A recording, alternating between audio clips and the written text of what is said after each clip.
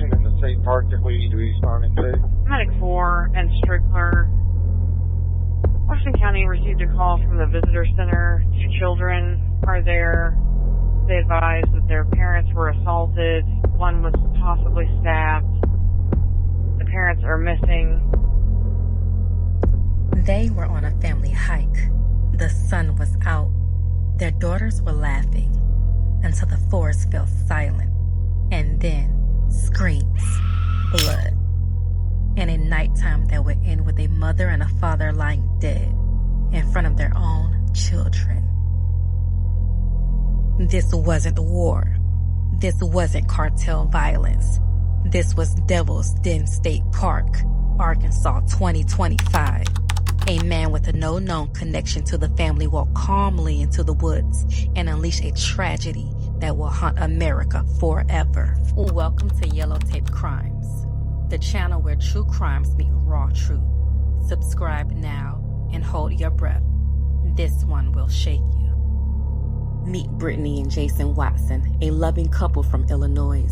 Married, smiling, 2 daughters just 8 and 11. They loved hiking and they loved each other.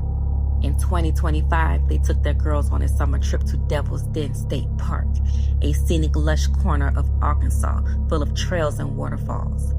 They were supposed to be making memories, not becoming a national headline. Clinton David Brink, 43, a proud father, husband, and Navy veteran. His wife, Kristen Amanda Brink, 41, a school counselor, known for her warmth and fierce love for her children.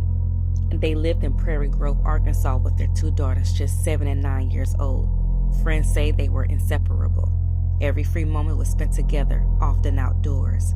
That Saturday, the Brinks decided to hike to the Yellow Rock Trail at Devil's Den State Park, a trail with sweeping views, shaded paths, and a reputation for being safe. Christian even posted a photo that morning, smiling in the sunshine, unaware it would be her last. The girls darted ahead on the trail, pointing at the butterflies and playing games. Clinton and Kristen walked hand in hand, talking about lunch and plans. What they didn't know was that someone was behind them. That man was Andrew James McCann, 28 years old, a stranger, no connection to the family at all.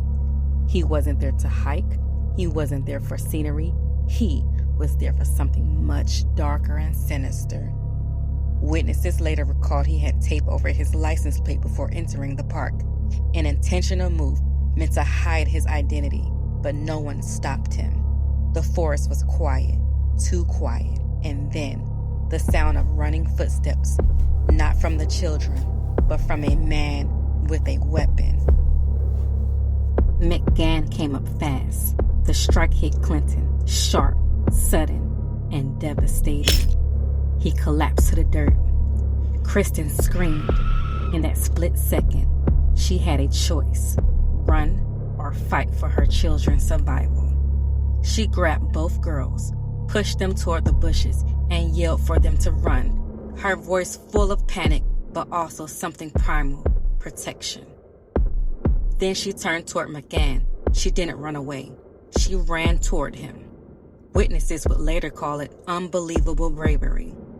Kristen was stabbed multiple times. She collapsed only feet from her husband.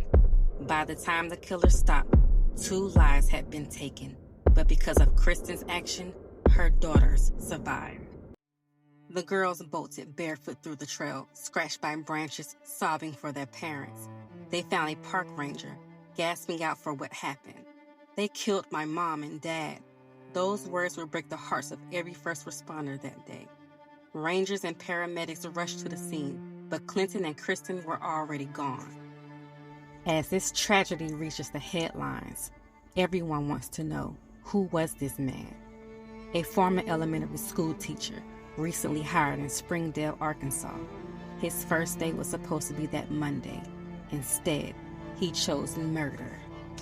In August of 2022, a smiling Andrew McGann appears in a now scrubbed Facebook post, introducing himself to the families of Donald Elementary in Flower Mound. What they're learning now, though, has left the community shaken. I was shocked and horrified and saddened, but also angry. honestly, because there were signs that not all was right with Mr. McGann. Sierra Markham's son is a former student. 3 years ago, she says he reluctantly reported that he was uncomfortable with how the first-year teacher singled out the girls in the class, bringing them extra treats and goodies, keeping some in his classroom at recess alone. Really, the tipping point for him, I think, was when he overheard Mr. McGann tell one of the little girls, "If you were older, I would love to marry you." And that was the day he came home and started crying. 3 years later, that Facebook post has become a mugshot. McGann has been charged with the weekend murders of Clinton and Kristen Brink. The couple was hiking at Arkansas's Devil's Den State Park with their 2 young daughters. The girls were able to escape. Louisville ISD released a statement confirming McGann's brief tenure at Donald Elementary, sharing, quote, "The individual was placed on administrative leave in the spring of 2023 following concerns related to classroom management, professional judgment, and student favoritism.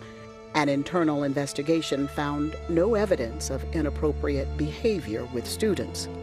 But Markham isn't buying it and is angry that McGann was allowed to resign. You know, you drop off your kids every day and you're entrusting these people, and we were literally dropping our kids off to a monster. And the fact that he was allowed to continue teaching is what blows my mind. She says her son has also been shaken by the news, but is proud that he saw something and said something. Sources reported his teaching history stretched across 3 states, often leaving jobs quietly after complaints from staff and parents. Allegations included making children feel uncomfortable, inappropriate physical contact, and other red flags that somehow didn't stop him from being hired again and again. And now, police are starting to ask questions. Is this really his first time killing? A multi-agency manhunt lit up in Arkansas neighboring states. They had his description.